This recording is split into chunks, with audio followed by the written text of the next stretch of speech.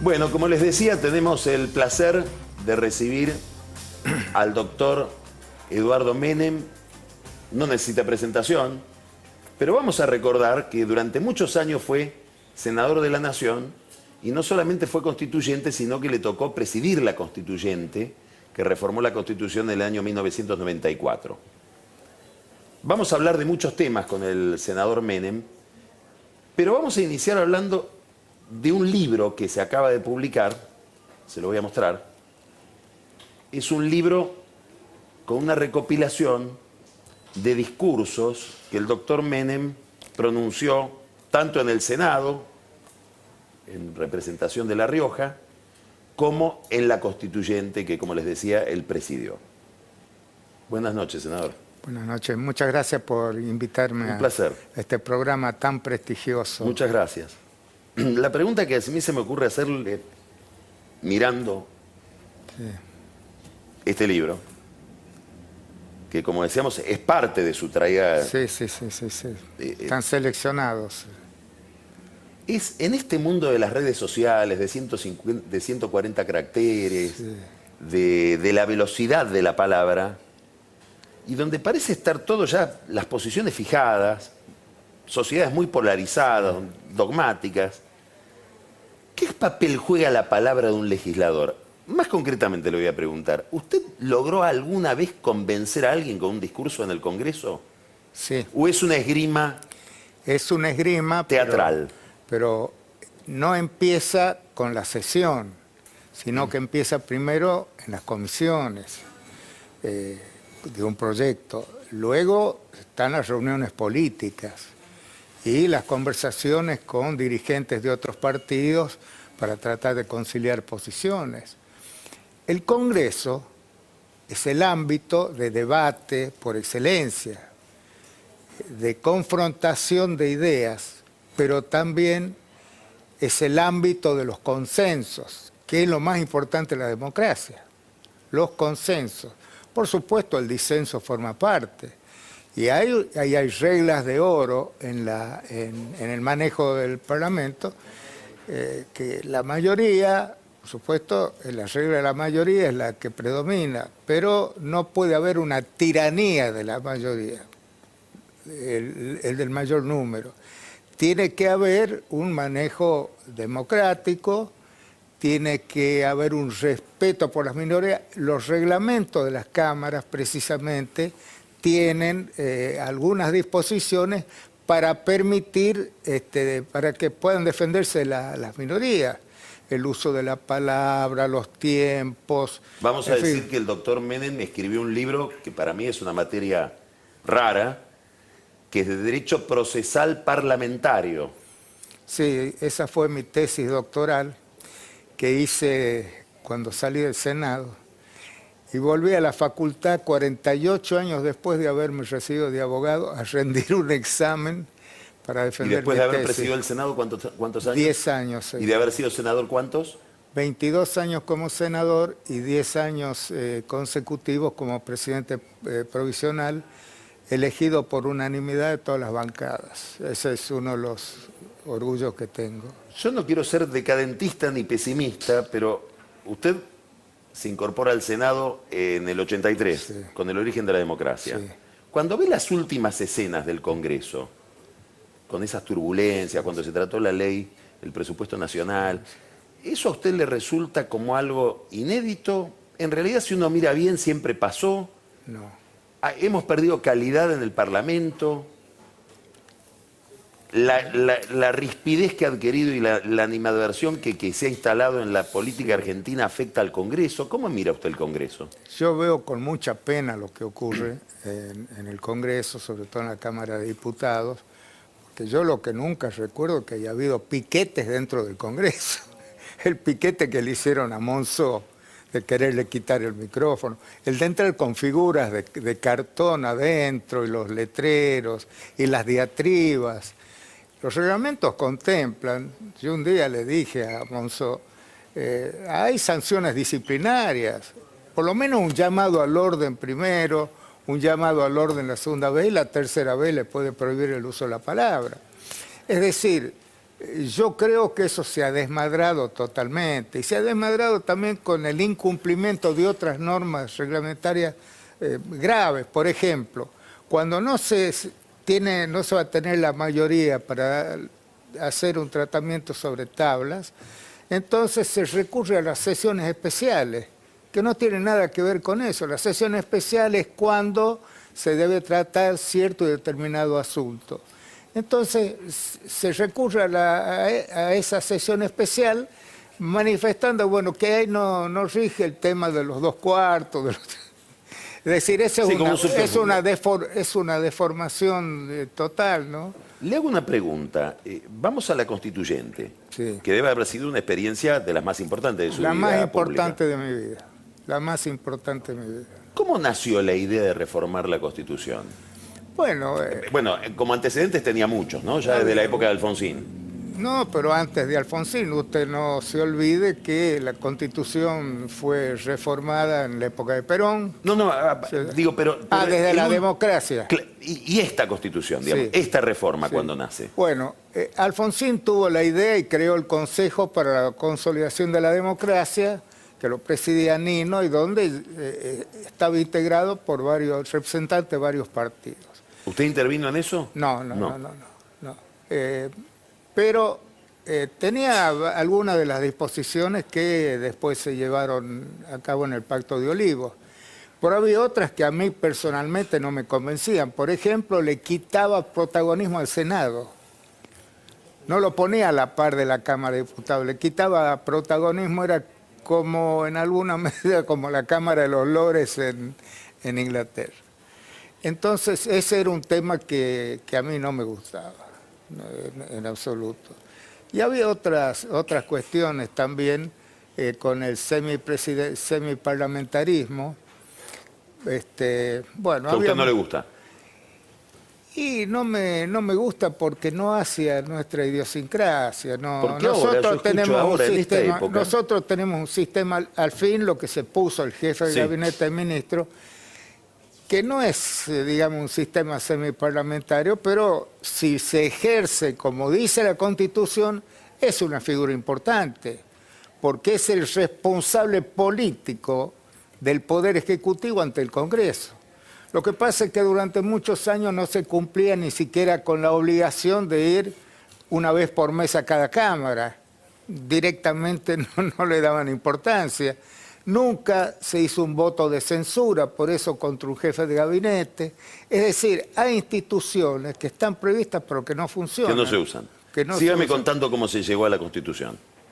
Bueno, nosotros en el año 83, en el Senado, sancionamos un proyecto de declaración de la necesidad de la reforma sin el radicalismo. En el 93. En el 93, Sí. sin el radicalismo. Nos apoyó el senador Bravo. Sí, de Leopoldo San Juan, Bravo, sí, de San Juan. sí. Pero mientras tanto se conversaba con el radicalismo porque yo les decía, pero si ustedes propusieron la reforma, ¿por qué no la van a aceptar ahora? Más aún, en el año 86 hacen una encuesta, una consulta, y los consultan a los gobernadores, y en ese momento el gobernador de La Rioja, Carlos Menem, dice, yo estoy de acuerdo con la reforma, estoy de acuerdo con la reelección del presidente. Entonces yo les decía, vean, la reelección del presidente no debe ser el motivo que impulse la reforma, ni tampoco un obstáculo para que no la hagamos. Ahora, algunos siguen insistiendo que fue por la reelección. Vean, eso es empequeñecer el contenido de la Constitución. Con solo recordar que incorporamos los principales tratados de derechos humanos, con solo recordar que los porteños pudieron elegir por primera vez en su historia su gobierno, no que lo designe a dedo el presidente, con recordar todas las reformas en materia de sanción de leyes. Ahora, ¿en qué momento los convencen a los radicales? Bueno, yo creo que fue cuando se hablaba de que se podía hacer un plebiscito para ver si el pueblo aceptaba o no la reforma. Inclusive había gobernadores radicales, varios, entre ellos recuerdo Masachesi, estaba a favor de la reforma. Entonces yo creo que se fueron convenciendo poco a poco que era un proceso inexorable y que era mejor que participen todos. ¿Y cuándo llegan a Alfonsín? ¿Cuándo empieza la conversación con Alfonsín? Bueno, eso llega en el 93, fines del 93, ¿no? O a mediados del 93, después se hace el Pacto de Olivos. Ahora un episodio que es la enfermedad de su hermano, Sí, ¿no? sí. Yo decía que eso no trascendió a la prensa, pero cuando Carlos lo operan de la carótida, Alfonsín lo va a visitar. Eso fue en el mes de octubre, habrá sido, después de las elecciones, ¿no? Sí, va a visitarlo en... Las elecciones en la fueron clínica. en octubre del 93. Sí, y bueno, ahí hablamos y sacamos el tema y ya estábamos decididos a ir adelante con la reforma. Su hermano estaba en ese momento convaleciente. Estaba convaleciente, inclusive yo tengo fotos de la visita de Alfonsín, él está con la venda todavía en el cuello de la ¿Y operación. cómo se inicia la conversación ahí? ¿Cómo sacan el tema? Bueno, después de hablar de los temas de la salud, todo lo demás, yo digo, bueno, doctor, tenemos ¿Usted? por adelante un gran desafío. Sí, claro, dice, lo vamos a dar adelante, dice, vamos a trabajar juntos. Y bueno, de ahí Alfonsín no solo estaba de acuerdo, sino que además yo debo Pero ahí se habló decirle- de la palabra reforma. Sí, de eso, sí. ¿Y De en- eso, cuando y en qué cuando quedó la dijo, vamos conversación? adelante, era... La reforma. Sí, después siguieron las Sí, conversaciones. pero esa conversación ¿en qué quedó? ¿En qué términos se terminó planteando? En que íbamos a hacer la reforma. Ahí se decidió que no había marcha atrás, que se iba a avanzar con la reforma. Y bueno, después hubo reuniones de los juristas del radicalismo y del Partido Justicialista, donde convenimos los términos que podría ser el acuerdo, que después se llevó a la reunión en la Quinta de Olivos, y al cual después se le introdujeron algunas modificaciones, por eso se llama también el Pacto de la Rosada, porque se firmó Sí. después en la Rosada. Y ahí estaban los representantes de los principales de los dos partidos, ¿no? Fue una reunión muy amable. Si hubiera habido algo que a usted le gustaría quitar de lo que agregaron, o algo que le hubiera gustado ahora en el balance de todo este tiempo que pasó, Sí. que no se tocara. Sí, vea. No, en general, por supuesto, hay cosas que uno sé. A mí, por ejemplo, no me gustaba lo del balotaje. Yo digo, el que gana, gana. Por eso una transacción fue bajar del 50 al 45, ¿no? O más de 10 puntos de diferencia. Cuando se sacan más de 40 y más de 10 puntos de diferencia, no vale la pena ir a una segunda vuelta, ¿no?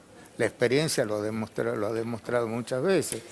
Y cuando dicen que bueno, que eso favorece a la provincia de Buenos Aires, que tiene más habitantes, vea, del 94 no se eligió a nadie en la provincia de Buenos Aires como presidente, ¿no? Le hago Todos una fueron- pregunta, pasando a otro tema. El otro día, no me acuerdo quién en Twitter, dijo, no tendrían que haber invitado a Carlos Menem a la gala del Colón del G20.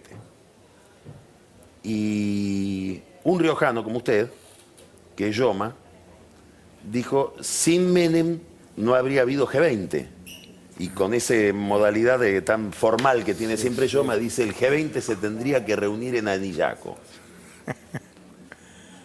A mí me gustaría que usted nos cuente cómo ve usted el lugar del menemismo en esta historia, donde, El G20.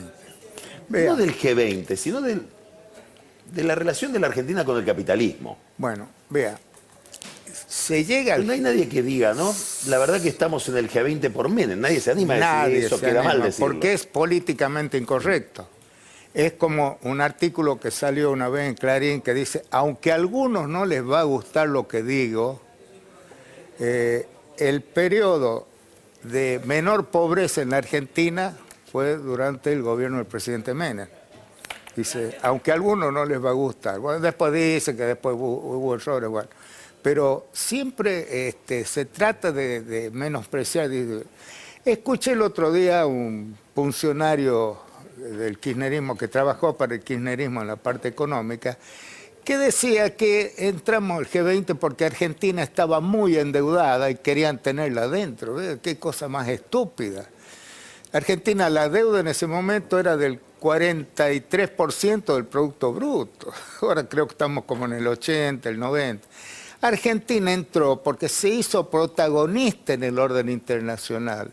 Firmamos los tratados, arreglamos los límites, los problemas límites con Chile, que teníamos 24 problemas con límites. Uno se arregló, el de los hielos continentales, en un acuerdo, y el otro ganamos el arbitraje, que debe ser de Laguna del Desierto, que debe ser el primer arbitraje que ganó Argentina en ese tipo. Después, los tratados que firmamos en materia de no proliferación nuclear, el tratado de Tlatelolco de no proliferación nuclear en América y el Caribe, el convenio que celebramos con Brasil sobre las inspecciones nucleares, que la Asociación de Energía Atómica Usted me está lo diciendo felicitó. dos cosas acá, porque O sea, lo otro que me está diciendo por la enumeración que está haciendo es que no eran solo relaciones carnales. Vea, eso, las relaciones carnales, nunca lo pronunció Guido Di Tella como se lo dicen, ¿no? Eso fue una picardía y bueno, ya se repite, lo mismo que la pizza y el champán, y son estupideces. Lo que habló realmente Di Tella, que con Estados Unidos íbamos a tener relaciones sustanciales, relaciones, él pronunció la palabra carnalidad, pero en el sentido de sustancial, no relaciones de maquillaje, ¿no? Sí. Nunca la pronunció, pero bueno, le adjudican. Pero gracias a las buenas relaciones con Estados Unidos y a esa persistencia en ser protagonista. ¿Cómo es que nace la relación ahora que murió con Bush? Mandamos nuestros cascos azules estuvieron en misiones en todo el mundo. El gobierno argentino creó los cascos blancos, que fue admitido por las Naciones Unidas y realizan una importante tarea. Cuando las Naciones Unidas pidió que colaboremos en el Golfo, cuando Irak toma a Kuwait y lo quiere anexar, sí. ahí estaban las naves argentinas. Cuéntenos cómo fue la relación con Bush, que su hermano tuvo una relación tan estrecha con Bush padre, ¿no? El que acaba de fallecer. Bush padre tuvo un gesto que lo enaltece, cuando la revolución del golpe de Seyneldin en el año 90, el 3 de diciembre del 90. El 3 de diciembre, Bush tenía que llegar el 5, y el 3 de diciembre a las 6 de la mañana, a la noche, estalla el golpe, y yo creo que lo hicieron a propósito esa fecha para frustrar la llegada de Bush. Bush estaba en Brasil y le aconsejaban que no venga a Argentina porque era peligroso. Imagínense, los tiroteos frente a la Casa de Gobierno. Sí, porque todo el escenario era el edificio pero era Libertador. Impresionante. Teníamos que pasar agachados frente a las ventanas porque eran tiroteos entre el edificio Centinela. ¿En algún momento de esas horas ustedes pensaron que podían perder el gobierno o lo vieron como una sonada? No, pero estaba armado en todas partes, estaban armados. Lo que pasa es que de entrada el presidente le dijo, esto lo vamos a combatir con todo, hasta sus últimas consecuencias. Y cuando los rebeldes mandaron a alguien para querer negociar, el presidente le dijo a Valls en ese momento, no hay negociación. La única es la rendición incondicional, y si no, arrase con todo. Volvamos a Bush. Bueno, Bush, pese a que le aconsejaron que no venga por el peligro, Bush decide venir, y bueno, corriendo algún riesgo según sus asesores en seguridad. Bueno, fue una visita muy cordial, habló en el Congreso, fue cuando el diputado Zamora lo interrumpió su discurso y Bush riéndose dijo, en los países donde defienden ideas de la de este señor no hubiera podido hacer esto. Bueno, lo sacaron zumbando de los propios diputados, los corrieron. Y bueno, a partir de ahí se armó una relación muy cordial con Bush y luego, por supuesto, con Clinton también. Pero Bush después vino siendo expresidente, ¿no es cierto? Sí, sí, sí, sí, sí. Y Bush A Olivos. padre lo invitó, claro, Bush padre lo invitó a Carlos a su casa y en Estados Unidos, ¿no? No, hubo una relación muy cordial, lo mismo con Clinton, ¿no? Ahora le hago una pregunta. Esa experiencia, ¿no hubiera sido distinta la memoria que hay sobre la experiencia del gobierno de ustedes si no hubiera sido tan dura la salida, el ajuste de la convertibilidad? ¿A ustedes nunca se les ocurrió que la convertibilidad podía ser flexibilizada antes de que se llegara al ajuste en que se llegó en los últimos años? ¿Estuvo en debate alguna vez esa idea o no? Se hablaba de la posibilidad de modificar, de poner en la canasta de monedas otras monedas como el euro, en fin. Pero no llegó a cuajar, esa es una idea de Cavallo que después se fue y vino Roque Fernández. Y la verdad es que la gente estaba de acuerdo con la convertibilidad. ¿Cómo será lo que pregunto a ustedes, que en ¿no? en el 99... sí, gana el 1-1 con De la Rúa. Claro, De la Rúa habla de que va a mantener la convertibilidad y el 1-1. Y Duhalde que había que salir, y bueno, la gente lo votó a De la Rúa. O sea que no habrán estado tan mal con la convertibilidad. Lo que pasa es que la salida que hizo Duhalde fue catastrófica por la especificación asimétrica, ¿no? Que favoreció a los grandes deudores y perjudicó a los que menos tienen. La especificación asimétrica fue lo peor que le pasó al país. Hubo una transferencia de miles de millones de dólares de los depositantes y de la clase media y los que menos tienen hacia los poderosos. Eso fue lo peor que pasó. ¿Cómo está viendo hoy al PJ? Y mal, lo veo muy fragmentado desde hace tiempo. El peronismo se empieza a fragmentar cuando Duhalde, en el año 2003, para no hacer internas, modifica la ley que había establecido las internas obligatorias, que por esa única vez que no haya, porque él no quería que haya una interna en el justicialismo. Por primera vez en su historia, el justicialismo se autoproscribe. Claro, se prohibió la participación del Partido Justicialista como tal, tenían que ser igual. Y esto porque ya aquí Duhalde tenía previsto que le iba a poner todo el aparato, todo el apoyo a los gobiernos nacionales, los gobiernos de la provincia a favor de Kirchner. Kirchner tenía una intención de voto antes de eso de un 6%. No es cierto que De la Sota no medía, sí medía, y De la Sota hubiera sido un gran presidente si hubiera sido el candidato. Yo creo ¿Por qué se inclinó Duhalde por Kirchner? ¿Cuál es su interpretación? No sé qué arreglo habrán tenido entre ellos, pero siguieron hasta que llegó el rompimiento después, como en un acto de desagradecimiento total, lo menoscabaron, le llamaron el padrino, todas esas cosas, un muy maltrato, se metieron en la provincia de Buenos Aires en contra de la esposa de Duhalde, que era candidata, es decir, hicieron un destrozo. Bueno, a partir de entonces, el kirchnerismo, que siempre despreció al peronismo, no quería ni siquiera cantar la marcha, usted recordará, bueno, hay algunas anécdotas peores, pero lo mantuvo intervenido al partido con un funcionario de la CIDE. Después hizo una elección trucha. Ruiz. Claro, una gran persona. Después hizo una elección trucha donde hizo bajar a todas las listas y quedó el del presidente y el partido lo congeló, lo cerró. Yo recuerdo cuando estuve a cargo de la presidencia del partido en el orden nacional, cuando renunció Cafiero, recuerda cuando perdió el plebiscito en Buenos Aires, el partido era un hervidero de gente. Yo presidía la Comisión de Relaciones Exteriores, venían de la democracia cristiana de Chile, venían de otros países. Había mucho movimiento internacional del partido con la Fundación Iberoamericana y después el partido se cerró. ¿Hoy hay algún candidato que le resulte interesante? ¿Dentro del peronismo? Sí. Le nombro tres si quiere. Cristina, Massa, Urtubey. Paso, paso y quiero.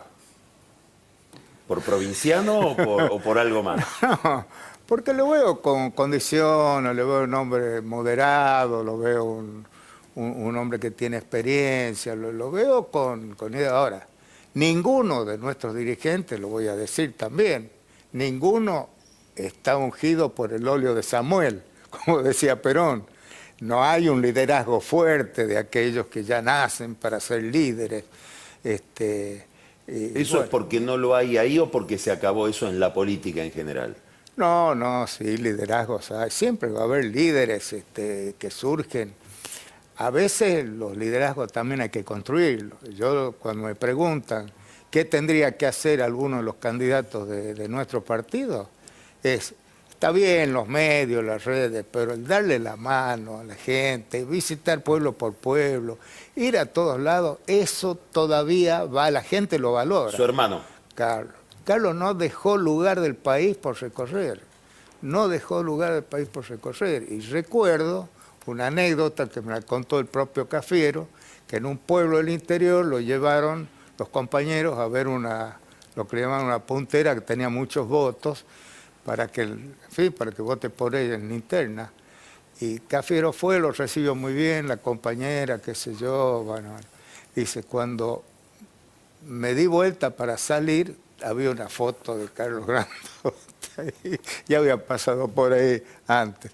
O sea que hay que estar en contacto con la gente, no solo a través de la televisión, ni estar haciendo los focus group, porque en definitiva hay que conquistarla a la gente con la presencia, y diciéndole la verdad.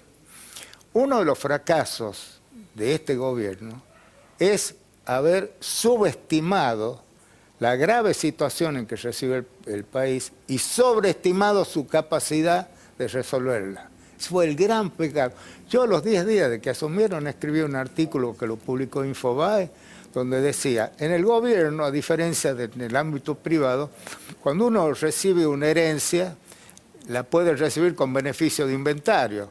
En el gobierno no, usted la recibe con lo que viene. Pero, decía yo, hay que hacer el inventario, hay que decir la verdad cómo se recibe. Ellos no lo dijeron porque habrán sobreestimado su capacidad por mala praxis, a lo mejor no sabían bien cómo estaba, porque tenían el mejor equipo económico y bueno, después empezaron con las promesas, que los brotes verdes, que no se cumplieron, por eso estuvo bien Macri cuando dijo no voy a hacer más pronósticos, porque no les resultaba a ninguno. Aunque debo reconocer que en materia internacional avanzaron bastante. Yo creo que el apoyo que se ha conseguido es bueno por una política internacional más abierta, no el aislacionismo del último gobierno.